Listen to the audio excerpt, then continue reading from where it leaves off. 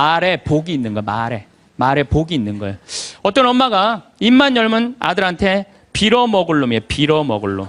야, 이 빌어먹을 놈아, 밥 처먹어라. 근데 초등학교 1학년 때 반에서 1등을 했어. 근데 엄마가 한다는 소리, 빌어먹을 놈 공부 잘하네? 삶이 힘들었나 봐요. 서울대 법대를 합격을 했어. 그랬더니 엄마가 한다는 소리, 우리 빌어먹을 놈 드디어 큰일 해냈네. 근데 엄마는 그리고 돌아가셨어요.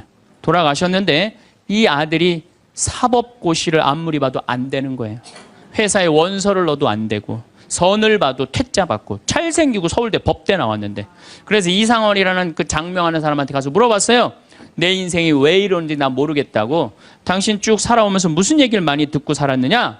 가만히 생각해보니까 엄마가 입만 열면은 빌어먹을 놈이라고. 그러니까 이 사람은 잘 안 되니까 동료 판사, 변호사, 검사한테 빌어먹기 시작한 거예요. 그게 당신 인생의 몸에 밴 거다. 내가 당신 관상을 보니까 당신은 빌어먹을 놈이 아니라 벌어먹을 상이다. 벌어먹을 상이다.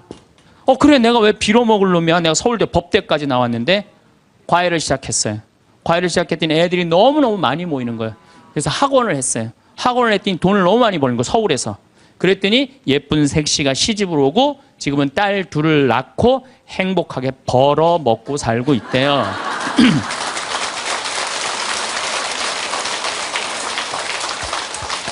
말 한마디에요. 사람 운명이 갈리는 거예요. 말 한마디에. 여러분들은 자식이나 남편, 아내한테 정말 좋은 말을 해주느냐, 생명을 살리는 말을 하느냐, 좋은 열매를 맺는 말을 하느냐, 이거 생각해 봐야 돼요. 여러분들 친구 집에 음식점에 갔어. 음식점에 가갖고 친구한테 요즘 장사 잘 돼? 그랬더니 친구가 한다는 말이 이명박 정부 들어부터 되는 게 하나도 없어. 이러다가 망할 것 같아. 망할 것 같아. 꼭 남 탓하는 사람 있잖아요. 똥파리만 날려. 똥파리만. 근데 또 다른 친구 식당에 갔어요. 그랬더니 다른 친구가 장사 잘 돼? 남들은 힘들대는데 우리 집엔 단골 손님들이 와갖고 내가 매일 가락시장에 가갖고 신선한 재료로 음식을 준비를 해. 자, 다음에 친구들이 야, 너 우리 개 모임이 있는데 동창 모임 있는데 너 좋은 음식점 있으면은 나 안내 좀 해줘라. 그러면 여러분들 똥파리 날리는 집으로 안내할 것 같아요? 신선한 재료로 음식을 준비하는 집으로 안내할 것 같아요? 그렇죠. 말에는요, 복이 있게 돼 있어요.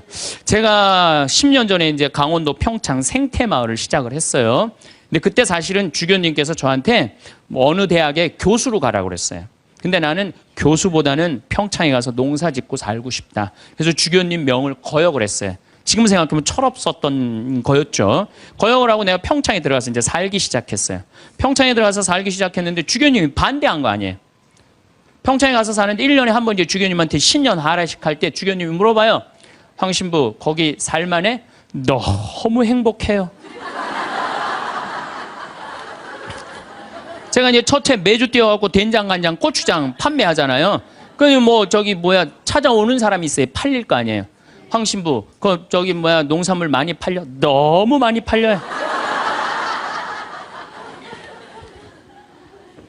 황 신부, 거기 사람들은 많이 와? 첫 해는 개미새끼도 안 왔어요. 알아야지 올 거 아니에요. 근데 내가 너무 많이 와요. 저는 제가 생태마을에 살면서 한 번도 생태마을이 사는 게 힘들다, 지겹다, 나 빨리 본당 내보내줘라 그런 소리 한 적이 한 번도 없어요. 그리고 내가 방송에 나가서든 어디 강의 가서든 나는 평창에 사는 게 너무 행복하다. 밤하늘에 별도 예쁘고. 요즘은 또 이 물이 풍부해갖고 아침에 물 한 개가 피면요. 아침에 일어나면 기가 막혀요. 네. 내가 좋다, 아름답다는 얘기만 하니까 강의 듣는 사람들이 무슨 생각할 것 같아요? 한번 가봐야지. 한번 가봐야지.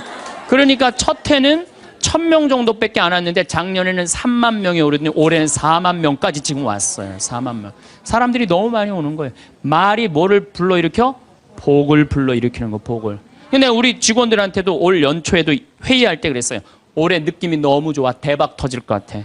너희들 열심히 준비해. 근데 내가 우리 직원들한테 회의할 때 니네들 이렇게 하면 망한다. 니네들 똑바로 해. 망할 것 같으니까 똑바로 해. 그럼 이 직원들은요. 집에 가갖고 직장 알아봐요. 곧 망할 직장에 마음이 가겠어요? 그런데 올해 대박 터질 것 같아. 마음이요. 벌써 놓이는 거예요. 그래서 내가 우리 직원들한테 8월 말까지 예약이 2월 달에 차면 내가 니네들 유럽 저기 뭐 기차여행 데리고 갈게. 내가 그랬어요. 그랬는데 12월까지 예약이 꽉 찬 거예요. 그래갖고 오늘 이 여행 그거 저기 뭐야 보증금 내라고 왔어요. 그래서 23명 우리 직원들 데리고 내년 유럽에 다 가요. 예.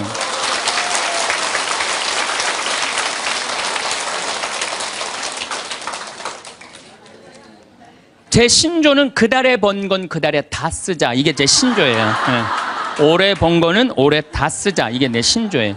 그러니까 내가 행복하다, 많이 온다, 많이 판매된다. 이렇게 말하니까 우리 생태마을이 즐겁고 행복하고 사람이 어제도 250명 다녀왔어. 내일도 또 250명 오고 매일 그냥 내가 외부 강의 나오지 않는 한 안에는 꽉꽉 차는 거예요. 말이 복을 불러일으키는 거야. 말이. 귀향하는 말인데 좋은 말, 행복한 말을 해야 되지 않아요?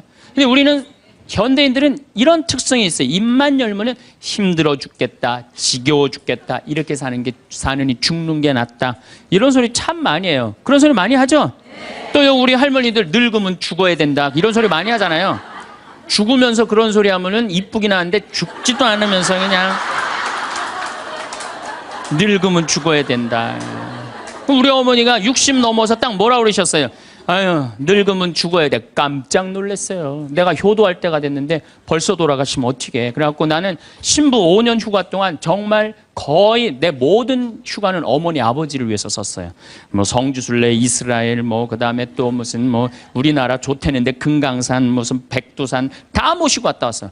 죽는다니까 빨리 갔다 와야 될 거 아니에요. 빨리 갔다 와야 될 거 아니야. 그런데 그렇게 60 넘어서 늙으면 죽어야 돼. 그 소리를 했는데 깜짝 놀랐는데 요즘은 그 소리 들으면 신경질 난다니까요. 그 소리 하신 지 20년이 지났어요. 20년. 갈 생각을 안 하세요. 아버지는 피부가 더 뺑뺑하고 어머니도 더 고와지세요. 그러니까 죽지도 않을 거면서 힘들어 죽겠다, 지겨워 죽겠다, 사는 게 지겹다. 이게 말이 안 된다는 거죠. 복을 차는 거예요. 그런데 이게 누구끼리 제일 서로 죽이는 말을 많이 하느냐. 복을 이제 서로 빌어줘야 되는데, 복을 빌어줘야 되는데, 누구끼리 제일 많이 아픈 말을 하느냐면, 부부끼리 제일 많이 아픈 얘기를 많이 해요. 근데 참, 나도 남자지만은 여자 참 이해하기 힘든 존재예요. 여자 이상하고 요상하고 괴상하고 아주 복잡하고 나만 그런 줄 알았더니 스티븐스 호킹스 박사라고 있어요. 스티븐스 호킹스 박사. 이 사람이 나이가 71인데 작년에 뭐라고 그랬냐면은 자기는 140억 년 전에 우주에서 벌어진 일도 다 아는데 자기는 아직도 여자의 95%를 이해를 못 하겠다고 그래요. 아니 그 유명한 사람도 95%를 이해를 못 하겠다고 그러는데 나는 더 모르죠. 네. 여자를 이해하지 못하니까 여자한테 폭력을 쓰는 거예요. 제가 신학교 1학년 때 주일학교 중고등학교 아이들을 데리고 한 20명 정도를 데리고 200명 정도를 데리고 여름 캠프를 갔어요. 우리 때는 4박 5일 가고 그랬어요. 섬강이라는 데를 갔는데 애들이 이제 수요일 날 이제 세 번째 날 전부 이제 강에 들어가는 프로그램이야. 근데 여선생 하나가 고개를 꼬고 안 들어가는 거예요. 그래갖고 아니 다 들어가는데 저 선생은 왜 저 물에 안 들어가느냐. 저 선생 프로그램에 참여시켜라. 빨리 집어넣어라. 그랬더니 다른 선생님들이 오더니 학사님 안 된다는 거예요. 저 선생님 오늘 그날이라는 거. 그날.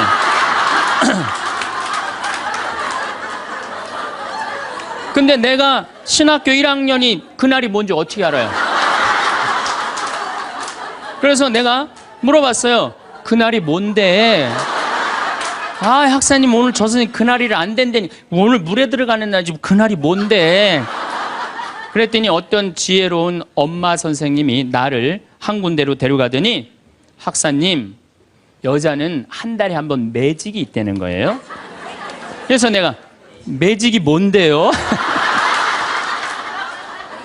근데 그 엄마 선생님 정말 지혜로웠던 것 같아요. 그 엄마 선생님이 학사님, 이 여자는 한 달에 한 번 생리를 하는데 그때 피가 나오기 때문에 물에 들어가면 안 된다는 거예요. 나는 그거 처음 알은 거예요.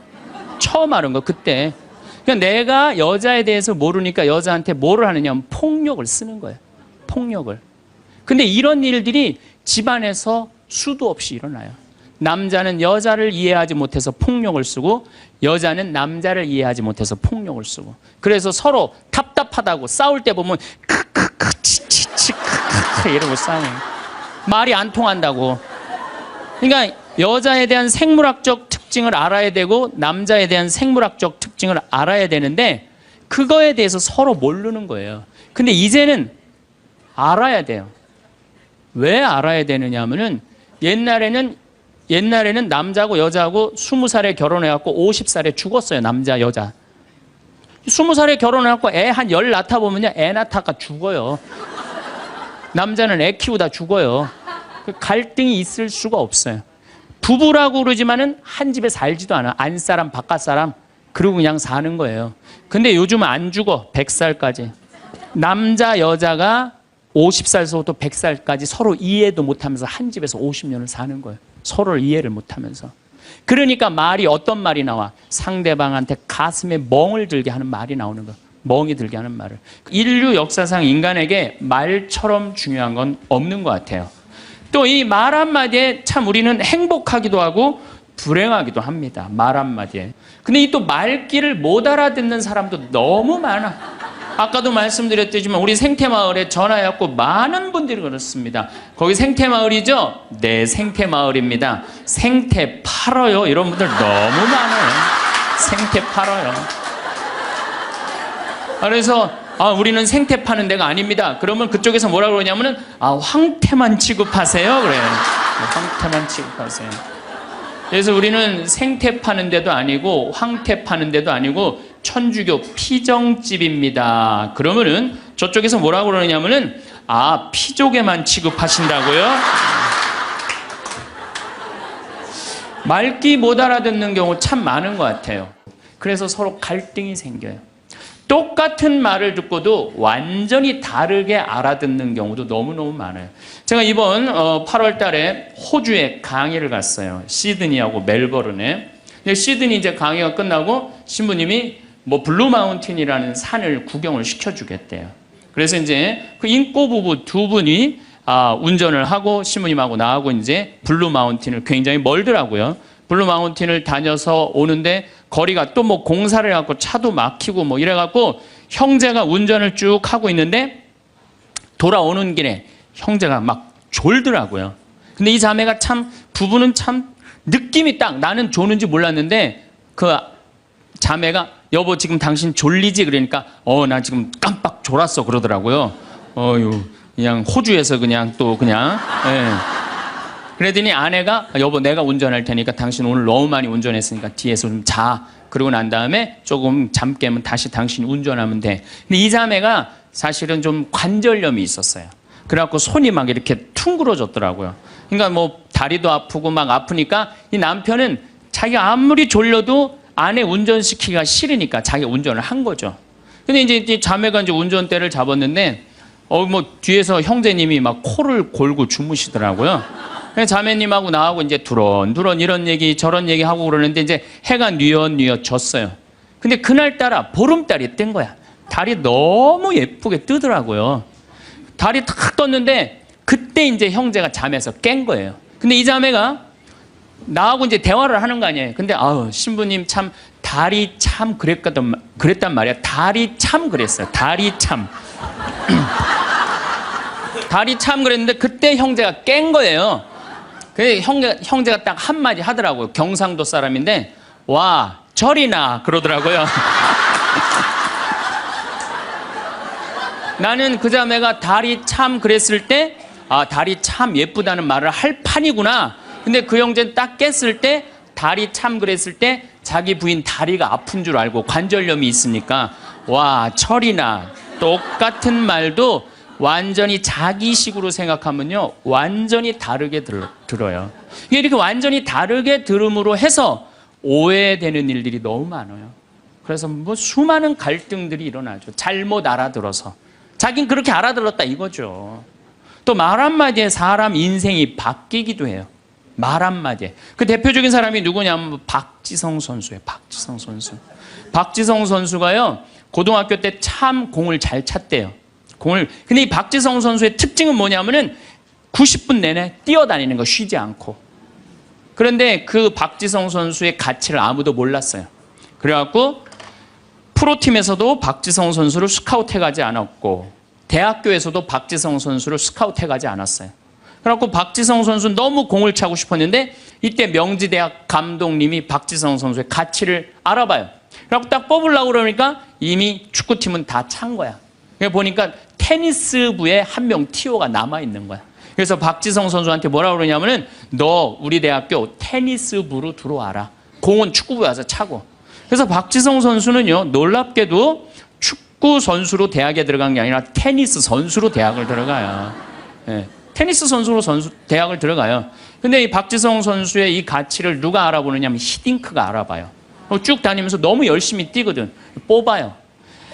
유명한 프로 선수도 아니고 대학 유명한 유망주도 아니고 박지성 뽑았을 때 히딩크가 많은 욕을 먹었다고 그래요. 그 뭐 맨날 후보로 뛰었죠. 미국 골든컵에서 박지성 선수 뛸 기회가 있는데 또 부상을 입어요. 그러니까 이 박지성 선수 너무 실망해갖고 락카룸에 있는데 히딩크 감독이 통역관을 데리고 와서 뭐라고 딱 1분 떠드는 거예요. 근데 또 박지성 선수가 그때는 영어를 지금은 잘하지만 못 알아듣잖아요. 그래서 통역관한테 지금 저 감독이 나한테 뭐라고 그러는 거냐? 그랬더니 통역관이 하는 말이 박지성 선수 당신은 히딩크 내가 생각하기엔 당신 너무너무 훌륭한 선수가 될 자질을 갖고 있다. 앞으로는 세계적인 스타가 될 것이다.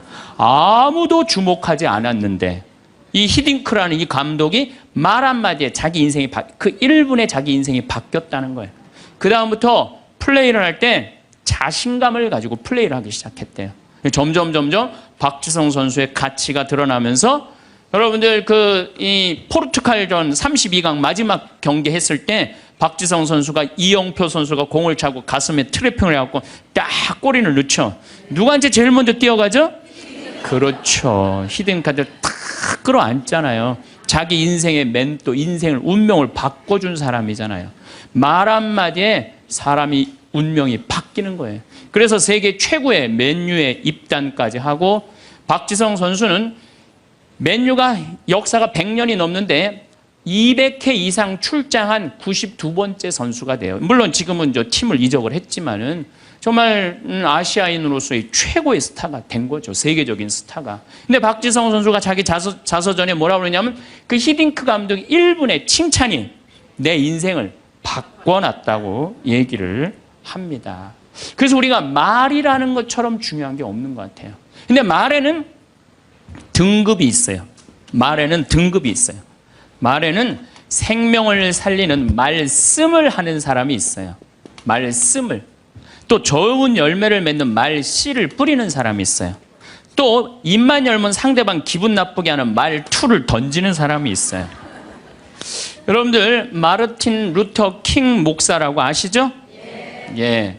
이분이 유명한 연설을 해요. I have a dream이라는 유명한 연설을 해요. 근데 그 연설 중에 한 구절이 참 제 마음에 와닿는 구절이 있어요. 나는 꿈이 있습니다. 나는 사람이 피부색으로 평가받지 않고 그 사람의 인격에 의해서 평가받는 세상이 오는 그런 꿈을 꾸고 그런 꿈이 있습니다. 이런 설교를 해요. 흑인이 1960년대 투표권도 없었던 그 사람들인데 지금은 어떻게 됐어요? 미국의 오바마 대통령이 탄생을 했잖아요. 이 명연설, 이건 정말 생명을 살리는 말씀이에요. 말씀. 또 내가 천주교 신자야. 나 사는 게 너무 힘들어. 그냥 사랑도 안 되고 사업도 안 되고 그냥 자식도 안 되고 다 안 돼. 그래도 내가 천주교 신자니까 마지막으로 미사 참여를 하고 죽어야 되겠다. 그래서 마지막 주일날 저녁 미사를 이제 참여를 했어. 근데 그날따라 신부님 강론 말씀이 어쩌면 내 마음을 그렇게 잘 이해를 하고 나를 위로하고 나한테 용기를 주고 나한테 희망을 심어주는 강론 말씀을 했어. 근데 그 말씀을 듣고 마음이 바뀌었어. 성당문을 탁 열고 나갈 때 내가 왜 죽어 이 좋은 세상.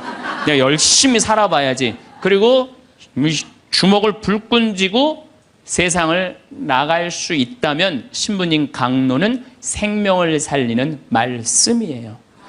여기 있는 분들도 아마 그런 주위 분들한테 그런 생명을 살리는 말씀을 해주는 분들 많을 거예요. 좋은 말. 살과 피가 되는 그런 말씀 해주는 분들 많잖아요. 그렇죠? 이 최고급 등급이에요. 말에. 근데 두 번째는 말 씨야. 말에는 씨가 있어요. 제가 3년 전에 뉴욕에 강의를 갔어요. 그런데 얼마나 많이 모였느냐면 2,000명 정도가 모여요. 2,000명. 엄청나게 많이 모였죠. 강의를 했는데 정말 교우들이 행복하게 강의를 들었어요. 근데 강의를 끝났는데 막 많은 사람들이 악수하고 사진 찍고 하는데 정말로 너무 예쁘게 생긴 아가씨가 원피스를 쫙 입고 날 보더니 싹 미소를 짓더니 다짜고짜 나를 탁 포옹을 하는 거예요. 이게 또 웬 여자냐. 누구시냐고 그랬더니 신부님 저 기억 안 나냐는 거예요. 그래서 기억이 안 나는데 누구시냐고 그랬더니 신부님 제가 초등학교 1학년 때 성당 마당에서 막 뛰어노는데 신부님이 저를 보더니 너는 여자아이가 어쩜 이렇게 말도 잘하고 성격도 좋고 씩씩하고 얼굴도 예쁘니 너 나중에 내가 봐서는 너 커서 사람 어려운 사람 변호해주는 변호사 되겠다. 제가 그랬대요. 그러자마자 얘는 이제 뉴저지라는 뉴욕 바로 아래 동네 뉴저지라는 동네에 이민을 간 거예요. 근데 이민을 가서 자기가 항상 공부할 때마다 그런 생각을 했대. 그 유명한 신부님이 나 변호사 된다고 그랬다. 변호사 된다. 공부 열심히 했대요. 그리고 제가 가던 해 맨하탄에서 지금 변호사 사무실에서 변호사 일을 하고 있다고.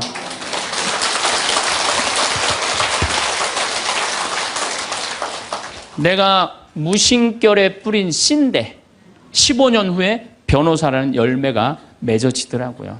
또 작년엔 제가 LA에 강의를 갔어요. LA라고 그러는 거 아니래요. LA라고 발음해야 되는데 LA라고.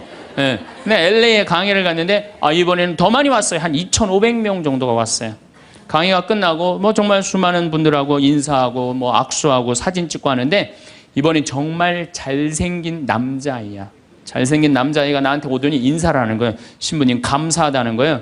그래서 뭐가 감사하냐고 신부님 제가 평택 비전동 본당에 있을 때 제가 초등학교였는데 신부님 그때 내 손가락을 보더니 너는 남자의 손가락이 이렇게 섬세한 걸로 봐서 너 나중에 커서 사람 살리는 수술 외과 의사가 될 것 같다. 제가 그랬대요.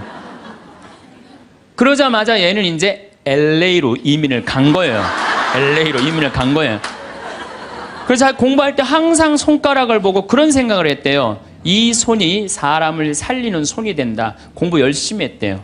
그리고 자기는 지금 UCLA 의대 수술외과 집도의라고 감사하다고 신부님 덕에 내가 이렇게 좋은 의사가 돼서.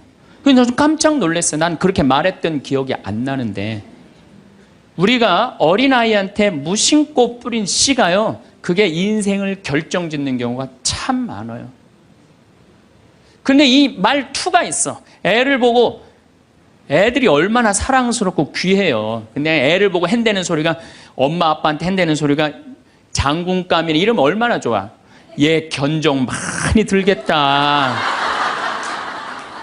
이 말투를 던지는 분들 참 많아요. 기분 나쁘게 말투 던지는 분들. 성당에도 보면은 입만 열면 기분 나쁜 말 하는 분들 계시죠? 아니 신부님이 강론 때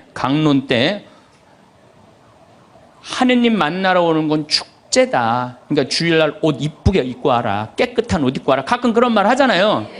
그래서 나도 정말로 예쁜 옷을 입고 가야지. 그래갖고 예쁜 옷을 입고 성당에 왔어. 근데 딱 자매 하나가 한다는 소리가 누굴 또 홀리려고 여시같이 입고 왔어.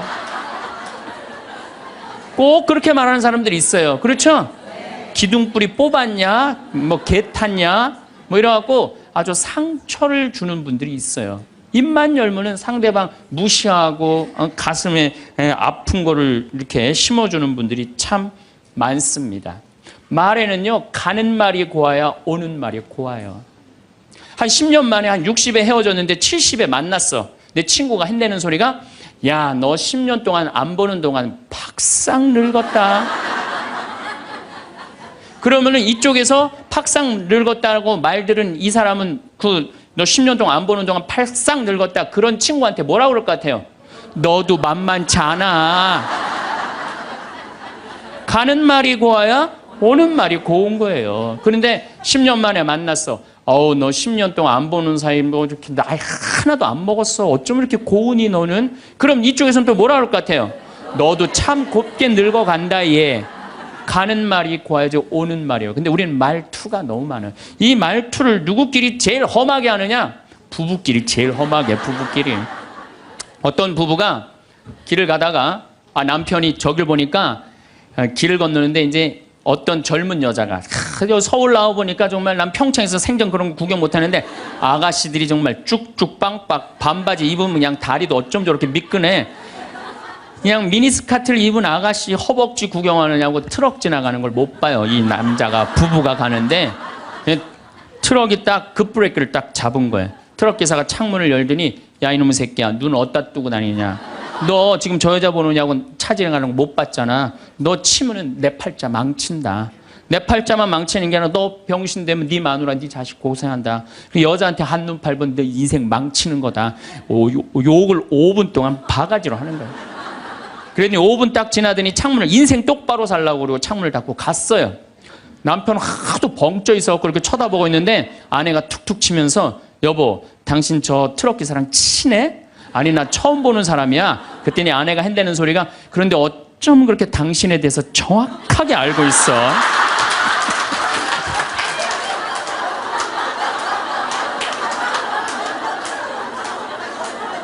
여러분들 그런 경우 많지 않아요? 남편한테 무슨 말을 하면 저 남편이 가슴 아플까? 이것만 골라서 하는 분들 많아요.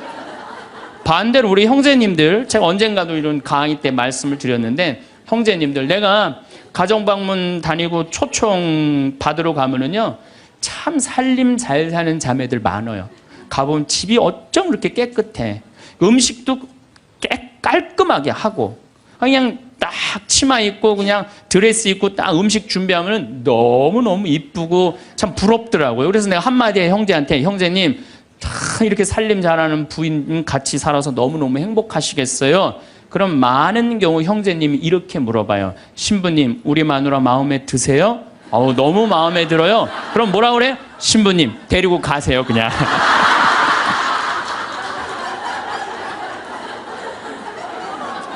말투야. 우리 마누라 신부님 마음도 예뻐요. 이렇게 얘기하면 얼마나 좋아. 근데 부부끼리 서로 상처나는 말을 골라서 해요. 골라서. 말투죠. 여러분들 자식들한테도 어때요? 애가 공부 좀 못하면 속상하잖아요. 뭐라 그래? 내가 너 같은 거 낳고 좋다고 미역국 끓여 먹은 내가 미친년이다. 엄마인데도 어쩜 그렇게 상처되는 말을 자식한테 골라서 할 수가 있어요? 너 이게 엄마가 막 애가 따지면 이게 죽으려고 그러는 거 살려놨더니 이게 눈 똑바로 뜨고 그냥 엄마한테 덤비는 거 봐. 그때 1살 때 죽을 때 그냥 놔두는 건데 그냥. 그냥 애들 가슴에 멍을 들게 하는 분들이 많아요. 그래서 이번 강의에는 과연 나는 이 귀한 말을 가지고 생명을 살리는 말씀을 하는 사람인가? 아니면 좋은 열매를 맺는 말씨를 뿌리는 사람인가?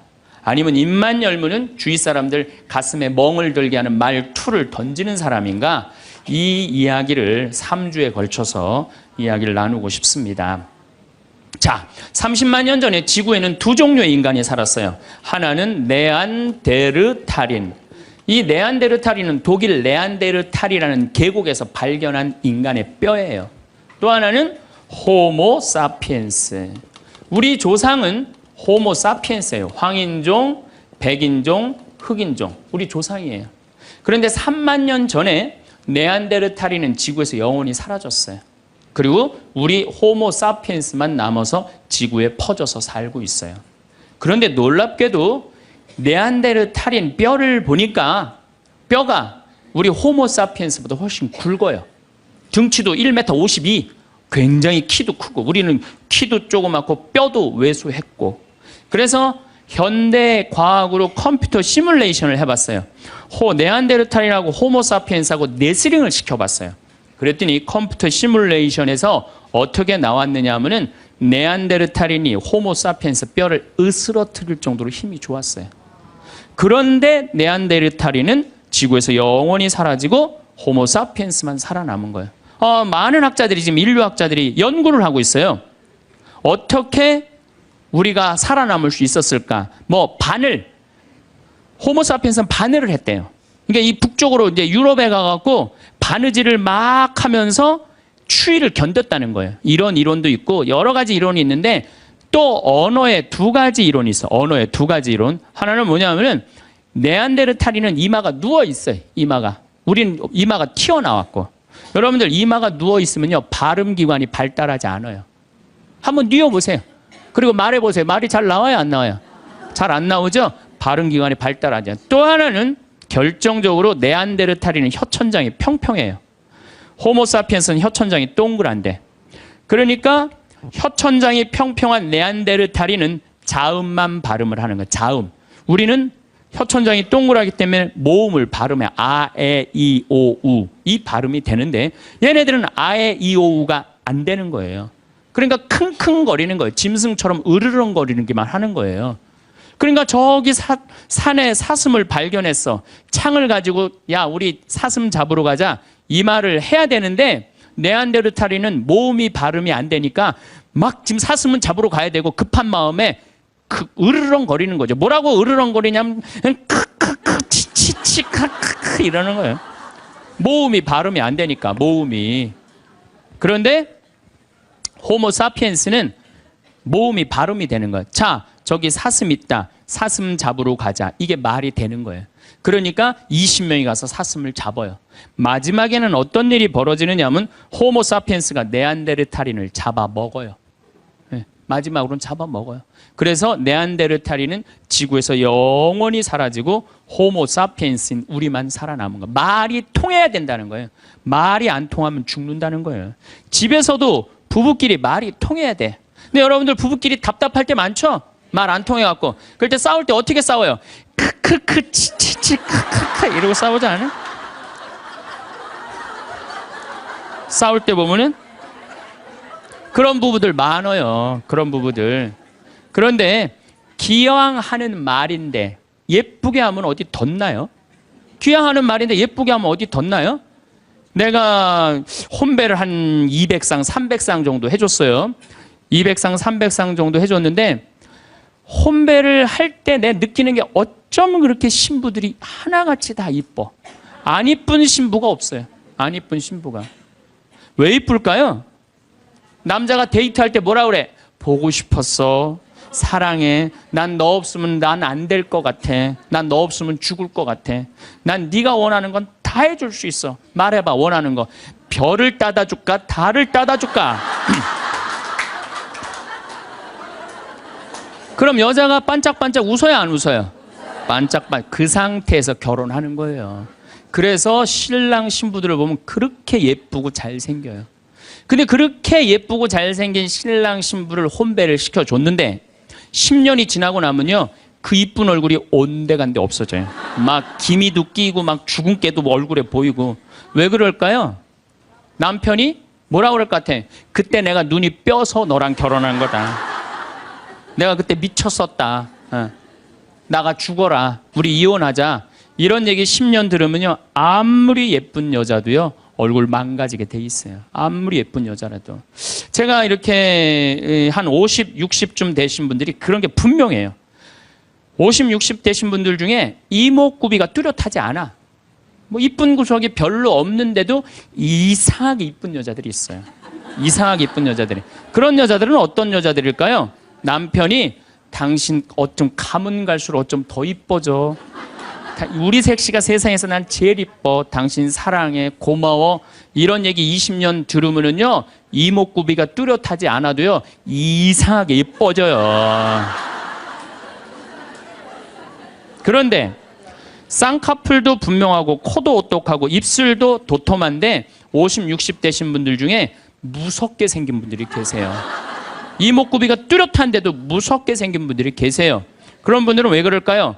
서로 죽이자, 죽자, 뭐 살자, 뭐 이렇게 말하고 20년 동안 싸운 사람은요 아무리 예쁜 얼굴이라도 망가지게 돼 있어요.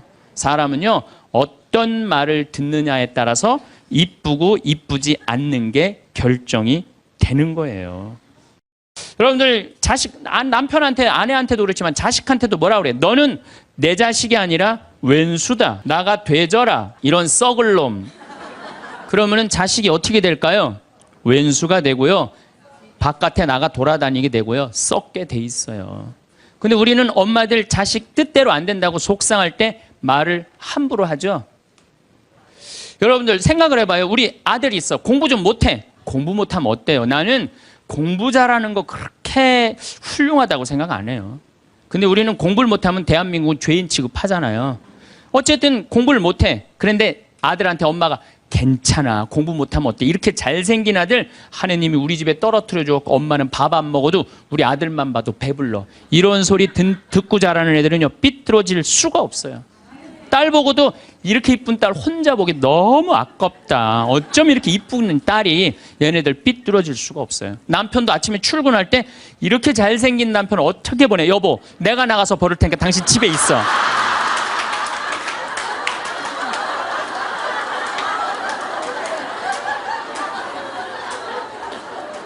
이러면은요, 남자가 돈 벌러 나갈 때 어깨 당당하게 피고 나가요. 근데 남편 출근할 때 뒷꼭지 대고 오늘 그 돈 안 갖고 들어오려면 집에 들어올 생각 꿈도 꾸지 말라고. 그럼 남자는요, 나가서 어깨 피고 돈 못 벌어요. 그런데 2009년에 MBC에서 참 재미난 실험을 했어요. 한글날을 기해서 밥 있죠. 우리가 먹는 밥. 이 밥을 줘서 한쪽 아나운서들한테는 밥아, 고마워, 사랑해, 보고 싶었어 이렇게 말하라고 그런 거예요. 근데 반대쪽 아나운서들한테는 밥한테 뭐라고 그러냐면 꼴배기 싫어, 쳐다보기도 싫어, 죽어버렸으면 좋겠어 이렇게 말하라고 그런 거예요. 그런데 한 달이 지나고 가서 봤는데 놀라운 일이 벌어진 거예요. 밥아, 고마워, 사랑해, 너 때문에 내가 살아 이렇게 말한 밥은 향기가 나는 하얀 누룩이 핀 거예요. 그런데 쳐다보기 싫어, 꼴배기 싫어, 죽어버렸으면 좋겠어 이렇게 말한 밥은 미워 이렇게 말한 밥은 새카맣게 썩은 냄새가 나는 새카맣게 향기가 나는 누룩. 여러분들 쳐보세요. 그 실험이 나와요. 향기가 나는 누룩, 완전히 썩어버린 밥. 밥도 고맙다, 이쁘다, 감사다 이러면 향기가 나는데 사람은 어떨 것 같아요? 사람은. 여러분들 뭐 2년 전인가 우리 서울교구 시각장애우들 100분이 우리 생태마을에 오셨어요. 정말 그분들 기쁘더라고요. 그래서 내가 뭐가 그렇게 기쁘냐 그랬더니 신부님 우린 눈에 뵈는 게 없어서 행복하다고. 눈에 뵈는 게 없어서 행복하다고. 그런데 그분 네 분이 여러분들 제가 시각장애우들이랑 1년을 같이 살았어요. 상계동에서 1년을 살았는데 너무 잘 알아요. 그분들 뭐 젓가락 비비는 거 뭐 노름도 다 해요. 할 거 다 해요. 예, 뭐 별걸 다 하는데 시각이 이게 어렸을 때 열이 너무 나갖고 시각을 잃어버리는 경우 많거든. 그땐 눈알을 빼요. 이 눈알이 있는 분들이 있고 아예 알을 빼는 분들도 있어요. 근데 이 눈알을 빼면 중증들이에요. 중증들. 눈이 있어도 흐릿하게 보이는 분들도 있어요. 근데 이 눈알을 뺀 내 형제가 우리 생태마을 그 데크, 강이 내려다보는 데크에 서서 이렇게 말하는 거예요. 야, 베드로야, 내가 50년 동안 우리나라 참 많이 다녀봤는데 이렇게 경치 좋은 데는 처음 본다. 그래서 내가 물어봤어요. 아니, 이게 경치 좋은지 당신들이 어떻게 아느냐 그랬더니 신부님, 강물 소리 들리지 않느냐, 강물 소리. 새소리 들리지 않느냐 이거야. 그 다음에 느티나무 바람에 흔들리는 소리 들리지 않느냐. 또 5월 달에 오셨는데 아카시아 향기, 공기 이렇게 경치 좋은 데는 처음이라는 거예요. 얼마 전에도 우리 생태마을에 교수님인데 60에 시력을 잃기 시작해갖고 65세 완전히 시력을 잃으신 교수님이 오셨어요. 근데 그분이 나하고 밥을 먹으면서 이런 말씀을 하시는 신부님, 저도 오래간만에 새벽에 강물 소리 너무 듣기 좋은 강물 소리 들어서 3시간 동안 강물 소리에 흠뻑 젖었다는 거예요. 그리고 새벽에 새가 우는데 너무 자기 오래간만에 행복했다고. 근데 여러분들은 이 두 눈으로 온 세상을 다 보면서도 사는 게 지겨워 죽겠어. 이렇게 사느니 죽는 게 나. 눈이 아깝다 이거예요. 눈이 아깝다. 눈알 하나 갈아 끼는데 얼마 들어? 1억 들어. 1억. 2개 갈아 끼면 2억이야. 2억. 지금 나 눈 뜨고 쳐다보고 있는 분들 지금 2억 지금 깔고 있는 거야. 지금 2억.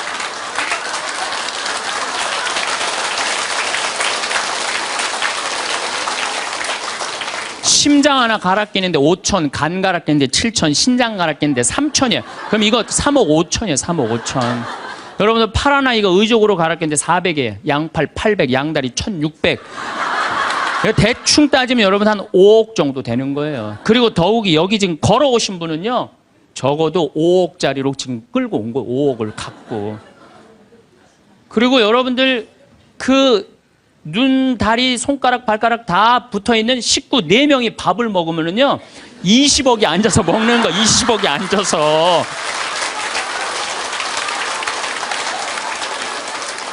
아니, 20억이 앉아서 먹으면서 사는 게 지겹다, 이렇게 사는 게 죽는 게 낫다. 하느님이 주신 축복을 날리는 거예요. 날리는 거예요. 밥 먹을 때 재산이 없으면 어때요? 출세 안 하면 어때요? 앉아서 뭐라 그러면서 먹어. 우리 20억 밥 먹자.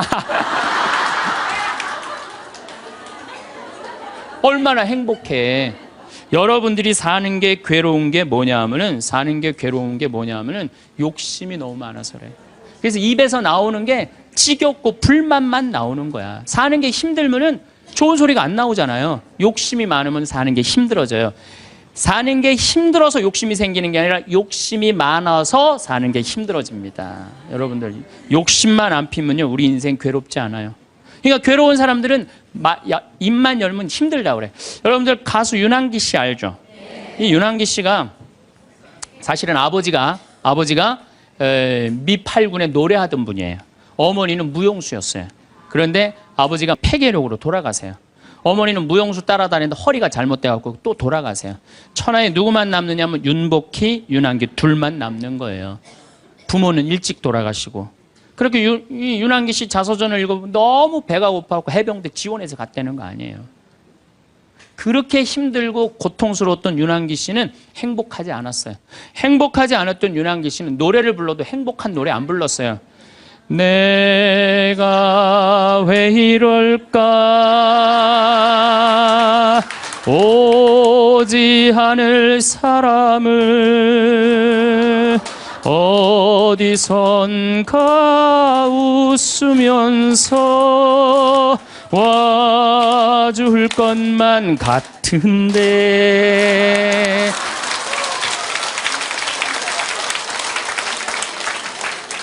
행복하지 않았기 때문에 노래를 불러도 행복한 노래를 안 불렀어요. 처음에는.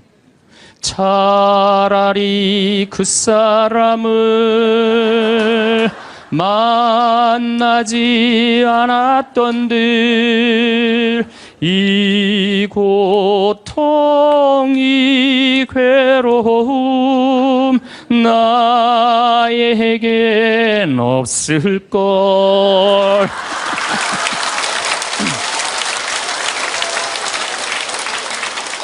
행복하지 않았기 때문에 노래도 행복한 노래가 안 나왔던 거죠. 나는 어떡하라고 이런 노래만 불렀어요. 이런 노래만. 예. 너무합니다. 이것도 김수희 씨가 불렀지만 곡은 윤한기 씨가 쓴 거예요. 전부 행복한 곡이 하나도 없었어요. 근데 76년에 윤한기 씨는 하나님을 믿기 시작해요. 76년에 하나님을 믿기 시작해요. 그러면서 삶이 바뀌기 시작해요. 79년에 윤한기 씨, 윤복희 씨가 사랑이 뭐가 잘못되고 굉장히 괴로워해요. 그때 동생을 위해서 이사야전서 37장을 묵상하다가 갑자기 곡을 하나 써요. 여러분들 너무너무 잘 아는, 요즘 나가수에서도 유명한 내가 만약 외로울 때면 내가 위로해 줄게. 이게 무슨 소리냐면 내가 만약 외로울 때면 하느님인 내가 너를 위로해 줄게. 그 노래예요. 그 노래. 이게 1절은 한국어 가사가 2절은 영어 가사인데 1절은 그때 하느님이라는 단어를 쓸 수 없었지만 2절에는 하느님이라는 단어를 써요. 너는 나의 영원한 노래야. 야훼는 나의 영원한 노래, 영원한 기쁨이다 이거예요. 내가 외로울 때 누가 위로해 주지? 주님께서 위로해 준다 이거예요. 그리고부터 이 두 분은 인생이 바뀌어요. 이 이후로 윤한기 씨 자서전을 읽어보면 슬픈 노래를 하나도 안 불렀다고 그래요. 아까도 이야기했지만 나는 행복합니다. 나는 행복합니다. 나는 행복합니다. 정말 정말 행복합니다.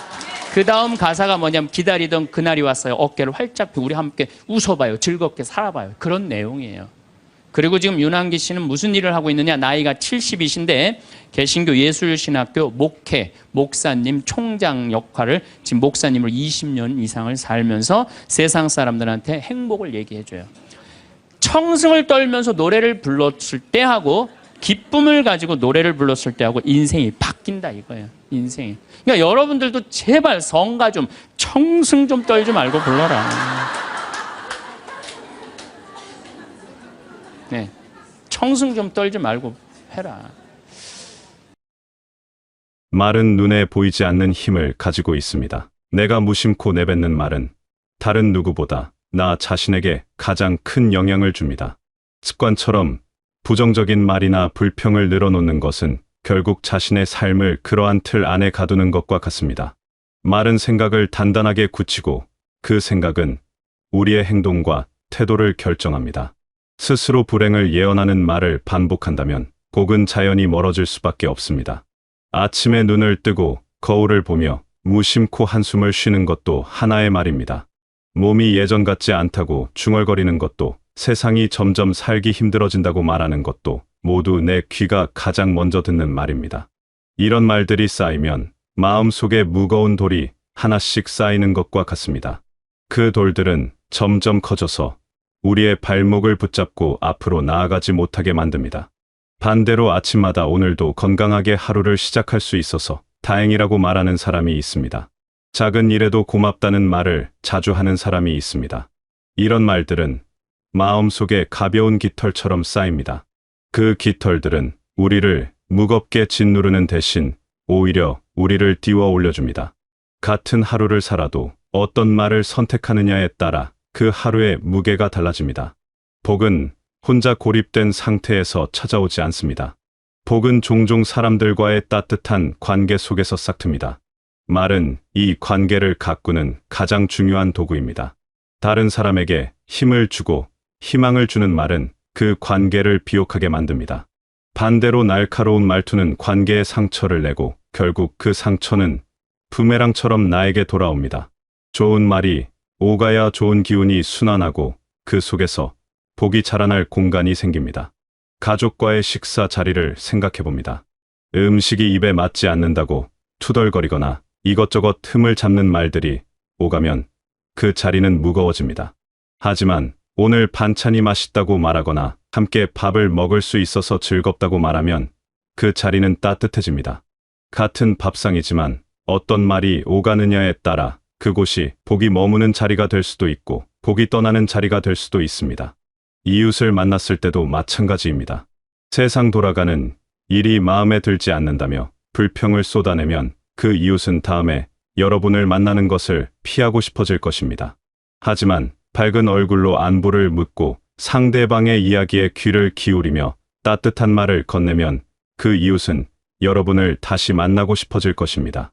사람들이 여러분 곁에 머물고 싶어 할 때 그곳에 복이 함께 머뭅니다. 말을 하는 것은 마치 씨앗을 심는 일과 같다고 할 수 있습니다. 어떤 씨앗을 심느냐에 따라 나중에 거두게 될 열매가 달라집니다. 좋은 말을 선택하는 것은 단지 긍정적으로 보이려는 노력이 아닙니다. 그것은 내 삶의 밭에 좋은 열매가 열리기를 바라는 마음으로 정성껏 좋은 씨앗을 골라 심는 지혜로운 행위입니다.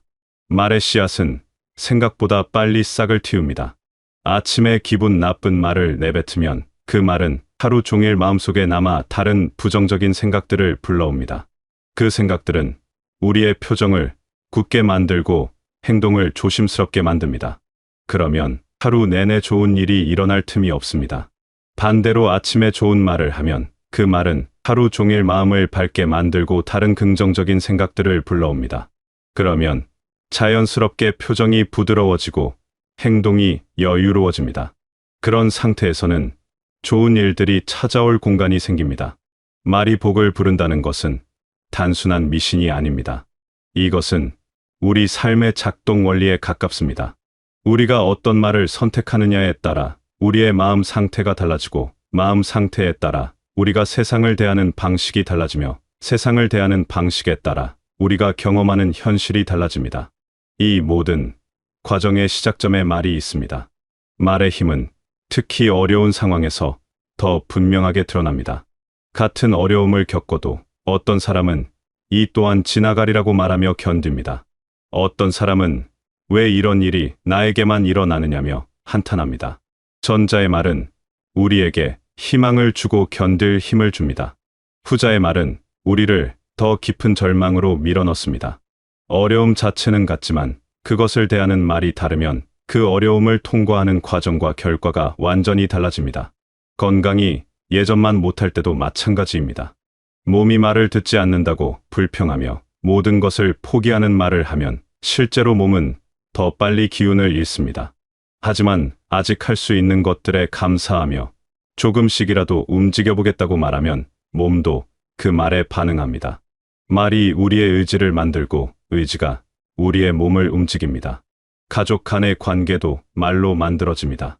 서로에게 늘 부족한 점만 지적하고 섭섭한 감정을 말로 표현하면 그 관계는 점점 딱딱하게 굳어갑니다. 하지만 고맙다는 말과 사랑한다는 말을 자주 하면 그 관계는 부드럽게 유지됩니다. 특별한 일이 없어도 평범한 하루에 서로에게 따뜻한 말을 건네는 것만으로도 그 집안에는 복이 머뭅니다. 자녀들과의 관계에서도 말은 중요합니다. 자식이 자주 연락하지 않는다고 섭섭해하며 그것을 말로 표현하면 자식들은 더 연락하기가 부담스러워집니다. 하지만 바쁠 텐데 건강만 챙기라고 말하면 자식들은 오히려 더 자주 연락하고 싶어집니다. 말이 관계를 조이는 올가미가 될 수도 있고 관계를 이어주는 따뜻한 끈이 될 수도 있습니다. 말이 복을 부르는 또 다른 이유는 말이 우리의 정체성을 만들기 때문입니다. 우리는 우리가 반복해서 하는 말대로 됩니다. 늘 피곤하다고 말하는 사람은 실제로 더 피곤함을 느낍니다. 늘 힘들다고 말하는 사람은 모든 일이 더 힘들게 느껴집니다. 반대로 오늘도 괜찮다고 말하는 사람은 실제로 더 많은 것을 견딜 수 있는 힘이 생깁니다. 감사하다고 말하는 사람은 감사할 일들을 더 많이 발견하게 됩니다. 이것은 단순히 마음가짐의 문제가 아닙니다. 우리의 뇌는 우리가 반복하는 말에 따라 작동 방식을 바꿉니다. 부정적인 말을 반복하면 뇌는 위험에 민감하게 반응하도록 설정됩니다. 그러면 좋은 일보다 나쁜 일을 더 많이 보게 됩니다. 긍정적인 말을 반복하면 뇌는 기회에 민감하게 반응하도록 설정됩니다. 그러면 같은 상황에서도 가능성을 더 많이 발견하게 됩니다. 복이라는 것은 결국 우리가 삶을 어떻게 경험하느냐의 문제입니다. 같은 상황도 어떤 사람에게는 불행이고 어떤 사람에게는 축복입니다. 그 차이를 만드는 것 중 하나가 바로 말입니다. 불평하는 말을 선택하면 모든 것이 불만족스럽게 보입니다. 감사하는 말을 선택하면 같은 것도 소중하게 느껴집니다. 식사 한 끼를 먹어도 마찬가지입니다.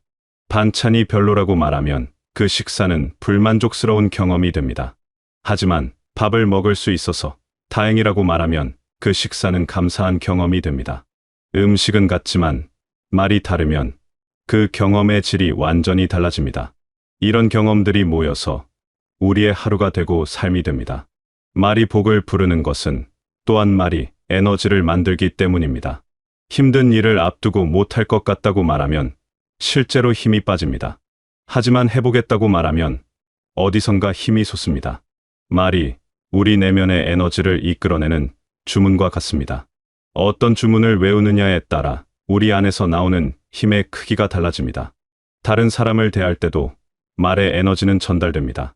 누군가에게 힘을 북돋우는 말을 하면 그 사람뿐 아니라 나 자신도 힘을 얻습니다.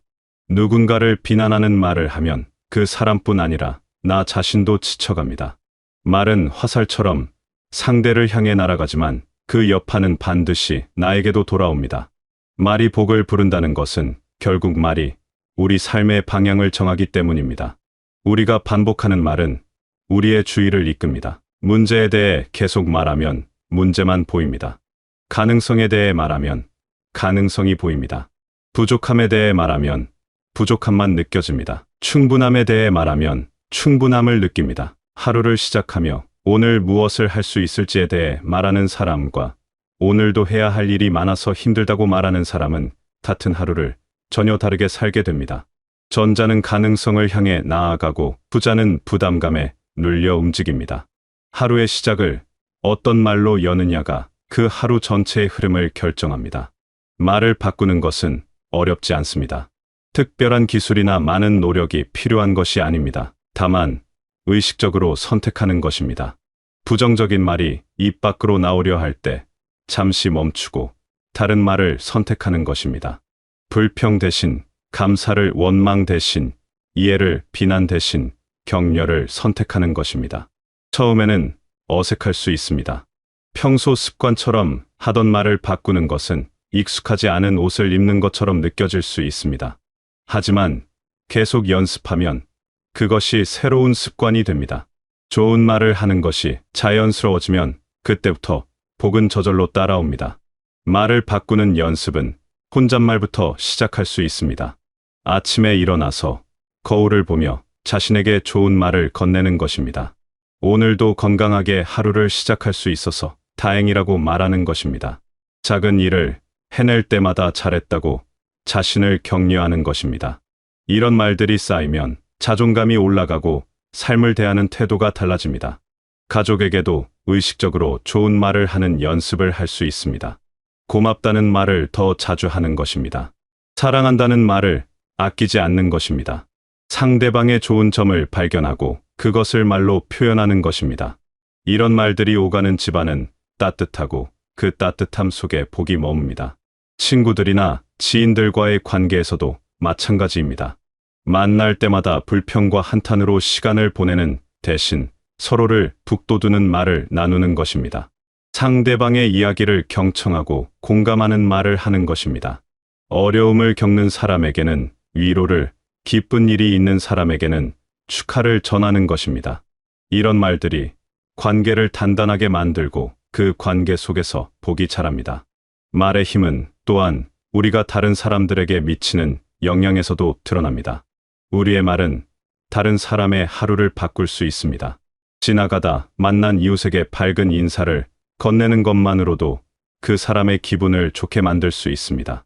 힘들어하는 사람에게 괜찮을 거라고 말해주는 것만으로도 희망을 줄 수 있습니다. 이렇게 좋은 말을 퍼뜨리는 것은 세상에 복을 나누어주는 일입니다. 복은 혼자 독차지하는 것이 아닙니다. 복은 나누면 나눌수록 커집니다. 좋은 말을 많이 하면 할수록 그 말은 더 많은 사람에게 퍼지고 결국 좋은 기운이 되어 나에게 돌아옵니다. 말을 통해 복을 나누는 것은 가장 쉬우면서도 가장 강력한 선행입니다. 말이 복을 부른다는 것을 믿는 것은 미신이 아니라 삶의 지혜입니다. 이것은 수많은 사람들이 경험을 통해 깨달은 진리입니다. 좋은 말을 하는 사람 주변에는 사람들이 모입니다. 사람들이 모이는 곳에는 기회가 생깁니다. 기회가 있는 곳에는 복이 찾아옵니다. 이 모든 것의 시작이 말입니다. 물론 좋은 말만 한다고 해서 모든 문제가 해결되는 것은 아닙니다. 현실의 어려움이 말 한마디로 사라지지는 않습니다. 하지만 같은 어려움을 겪더라도 어떤 말을 하느냐에 따라 그것을 견디는 힘이 달라지고 그것을 극복하는 방법이 보입니다. 말은 마법이 아니라 도구입니다. 하지만 올바르게 사용하면 삶을 바꾸는 강력한 도구가 됩니다. 결국 말이 복을 부른다는 것은 일상에서 어떤 말을 선택하느냐는 습관에 달려 있습니다. 우리는 매 순간 불평 대신 감사를, 비난 대신 격려를 선택할 수 있습니다. 이 작은 선택들이 모여 우리의 삶을 이루고 우리가 받을 복의 크기를 결정합니다. 말은 우리가 스스로의 삶의 복을 불러들이기 위해 매일 실천할 수 있는 가장 구체적이고 강력한 방법입니다. 여러분의 입에서 나오는 모든 말이 씨앗입니다. 그 씨앗들은 여러분의 삶이라는 밭에 뿌려져서 언젠가 열매를 맺습니다. 어떤 열매를 거두고 싶으신지는 여러분이 오늘 어떤 말을 선택하느냐에 달려 있습니다. 좋은 말을 선택하는 것은 여러분 자신을 위한 가장 좋은 선물입니다. 그 선물이 쌓여서 복이 되고 그 복이 여러분의 삶을 풍요롭게 만들 것입니다. 오늘부터 여러분의 입에서 나오는 말들이 모두 복을 부르는 씨앗이 되시길 바라겠습니다.